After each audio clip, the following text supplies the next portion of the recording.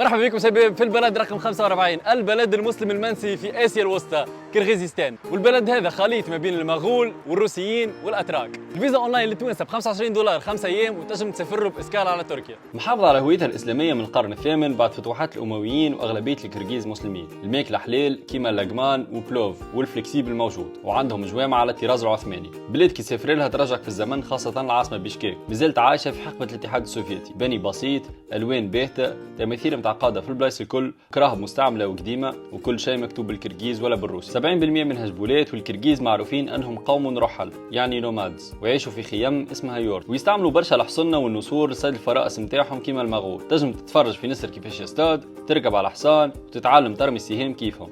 وفيها طبيعة رهيبة من وديان صحراوية وشلالات في وسط الجبال والغابات. الكرغيز شعب دافي ويقدس العائلة والتقاليد. الرجال الكبار خاصة يلبسوا على رؤوسهم كيما الشاشية اسمها كالفاك، عملتها السوم. 100 سوم يساوي $1. تتسمى من الوجهات الرخيصة للعرب والتوانسة. سيم كارد 100 جيجا ب$7 من المطار اللي يبعد على بشكيك ساعة، كيف $7 بالتاكسي بتطبيق ياندكس جو. اعمل سيف كان عجبك الفيديو، وخلي لايك الفولو باش تتابعني في رحلتي حول العالم.